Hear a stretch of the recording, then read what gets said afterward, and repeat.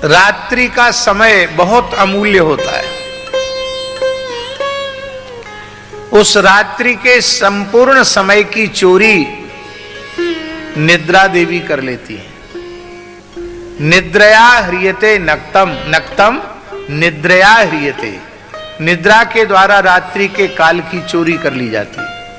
सोते सोते रात व्यतीत हो जाती है और लोग क्या कहते हैं, रात्रि को 9-10 बजे सो गए और सवेरे 6-7 बजे उठे और फिर कहते अरे आज तो बहुत जल्दी सवेरा हो गया।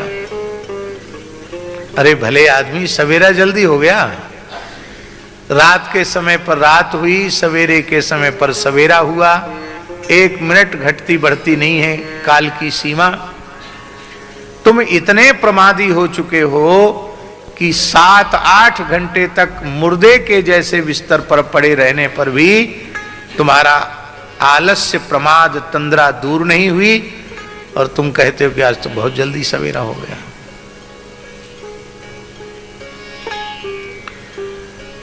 आध्यात्मिक उन्नति यदि किसी व्यक्ति को चाहिए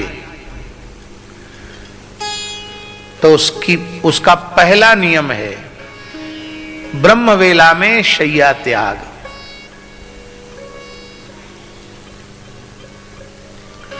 आध्यात्मिक उन्नति चाहिए तो कम से कम 4 बजे तो हर हालत में बिस्तर छोड़ दो, आसन छोड़ दो,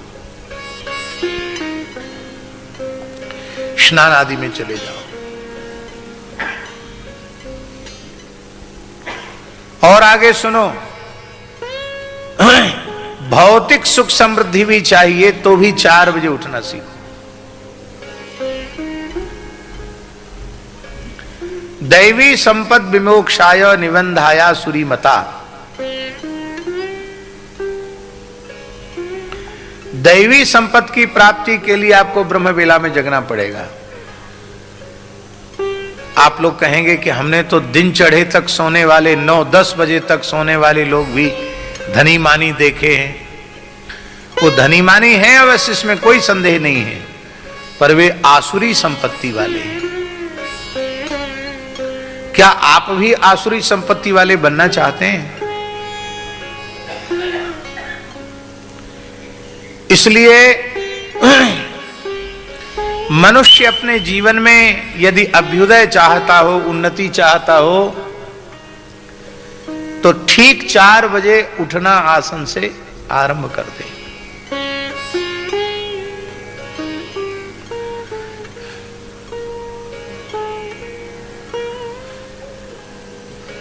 प्रायः सोने वाले लोग रात्रि में 3-4 बजे के बीच एक बार उन्हें लघु शंका लगती है। प्रायः ऐसा होता है, शरीर की प्रक्रिया है। शरीर की अवस्था अधिक होने लग जाती है तो वेग रोकना कठिन होता है, तो लोग जाते लघु शंका, फिर आके लेट जाते हैं। और अवस्था शरीर की अधिक नहीं होती है, कम होती है, वेग रोकने की क्षमता होती है, तो लघु शंका लगी रहती है, फिर भी पड़े रहते हैं, आलस के मारे लघु शंका करने नहीं जाते हैं। लेकिन हमारा ऐसा मानना है, वो लघु शंका का वेग नहीं है, वो प्रकृति का अलार्म है।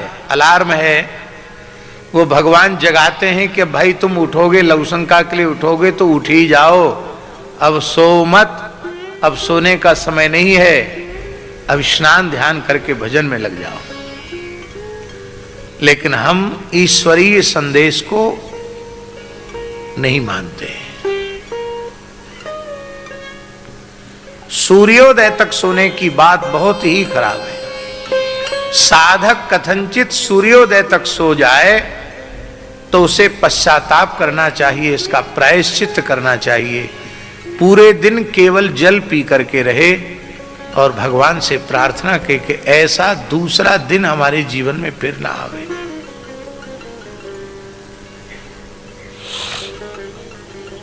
पहले हमारा कुछ समय तक ऐसा नियम था हमारे निकट वालों में यदि कोई सूर्योदय तक सो गया तो हम उसके कारण भी दिन भर जल पर रहते थे।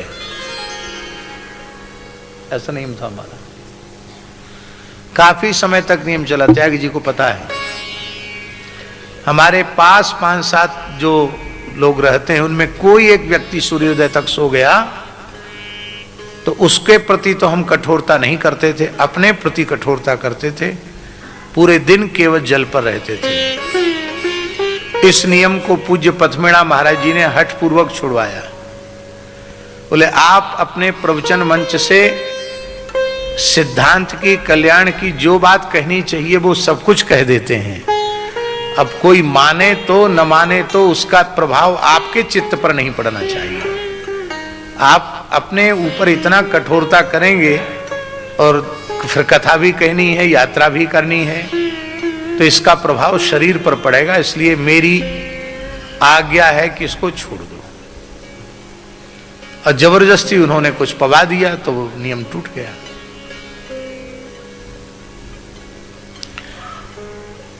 कितने दुख की बात है, मनुष्य के पास भगवत स्मरण के लिए समय ही नहीं है। बातें लंबी चौड़ी करना है कल्याण की, कहां से कल्याण होगा। पहली बात सुबह उठना सीख लो। निद्रया ह्रियते नक्तम, सारी रात सोने में व्यतीत हो जाती है। व्यवायेन च वावयः, अथवा व्यवाय में या तो भोग में रात्रि व्यतीत होती है या निद्रा में रात्रि व्यतीत होती है। और दिन दिवाचार्थे हया, धन कमाने की इच्छा में दिन व्यतीत हो जाता है। धन कमाने में नहीं, धन कमाने में नहीं, धन कमाने की इच्छा में। आप लोग कहेंगे धन कमाना और धन कमाने की इच्छा, समझ में नहीं आई बात।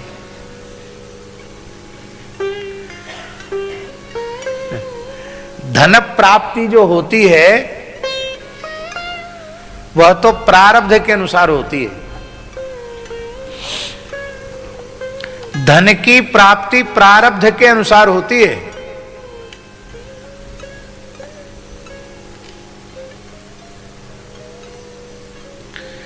इच्छा से होने लग जाए तो हर व्यक्ति विश्व का प्रथम नंबर का श्रीमंत हो जाएगा। इच्छा से तो नहीं होता। इच्छा से ही होता तो आप लोग यहां क्यों बैठे होते, सब प्रधानमंत्री राष्ट्रपति बने होते। इच्छा से नहीं होता। प्रारब्ध और प्रारब्ध के अनुकूल पुरुषार्थ।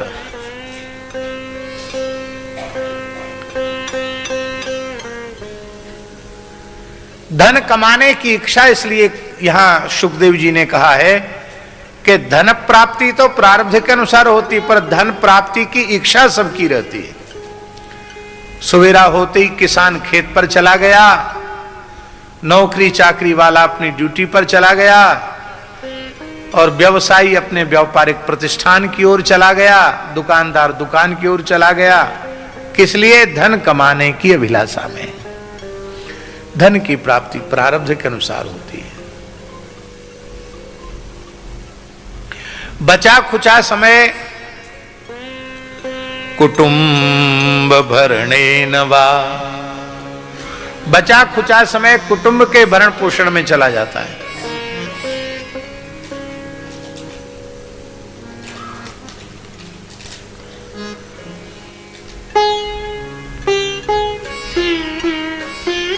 अब एक और प्रपंच सबके पीछे लग गया है, उसका नाम है टीवी अथवा मोबाइल।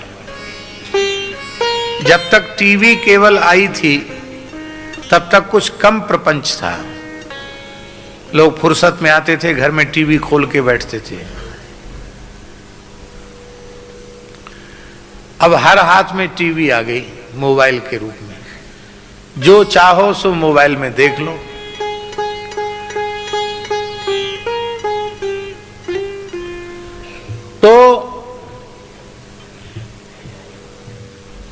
अब हम तो जानते नहीं, ये कह रहे हैं विवेक जी कह रहे हैं एआई और आ गया। क्या चीज होती है एआई भगवान जाने, जो भी हो।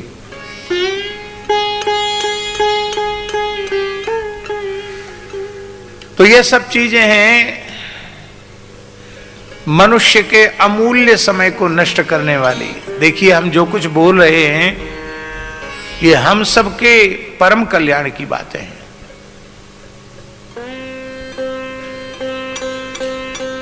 आपने प्रचंड पुरुषार्थ करके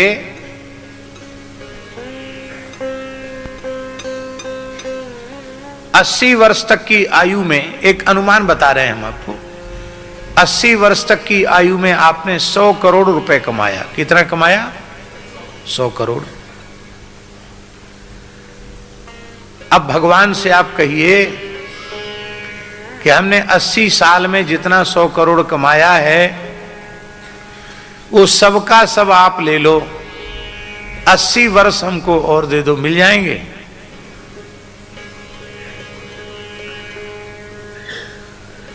पूरे 80 साल तक की कमाई, 100 करोड़ पूरी कमाई दांव पर लगा दो और कहो कि हमको 80 वर्ष की आयु और दे दी जाए, मिलेगी? चलो ठीक है, 80 वर्ष देने में भगवान कंजूसी करें, 80 महीने की मिलेगी, 80 सप्ताह की मिलेगी। अंत में आप कहेंगे हमारे जीवन के 100 करोड़ जितना हमने कमाए सब ले लो, 8 घंटे की आयु दे दो, मिलेगी? 8 मिनट की मिलेगी? अरे 8 मिनट नहीं, 1 सेकंड की नहीं मिलेगी। इसका मतलब है आपके जीवन का 1 सेकंड जितना, 1 क्षण जितना मूल्यवान है, हजारों करोड़ की संपत्ति उतनी मूल्यवान नहीं है। तीनों लोगों की संपत्ति एक और मनुष्य के जीवन का 1 क्षण एक और। इसलिए मनुष्य को 1 क्षण भी व्यर्थ नहीं गंवाना चाहिए। मान लो कोई व्यक्ति 100 वर्ष तक जिया, आजकल 100 साल तक सब जीते नहीं है, अनुपात 70-80 का ही है, लेकिन चलो 100 मान लो। कोई व्यक्ति 100 वर्ष तक जीवित रहा तो 100 साल में 50 साल तो सोने के निकाल दो भाई, रात का समय निकालना पड़ेगा ना, तो कितने बचे? और 20 साल की उम्र तक तो यही होश नहीं होता कि हम मनुष्य हैं। खेलने कूदने में, इधर उधर में, चमक दमक में 20 साल तक चला जाता है, पता ही नहीं चलता। मनुष्य के पास समय ही नहीं है।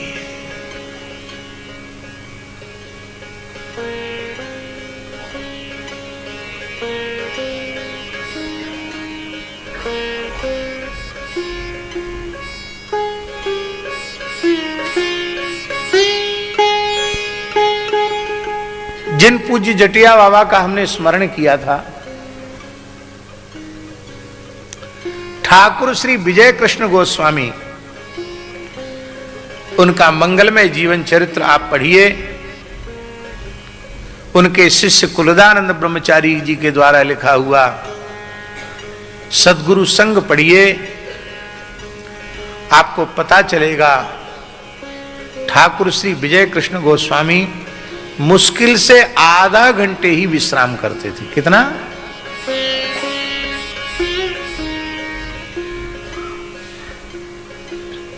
साढ़े 23 घंटे उनका साधन में जाता था। हम रात में भी सोते हैं, दिन में भी सोते हैं,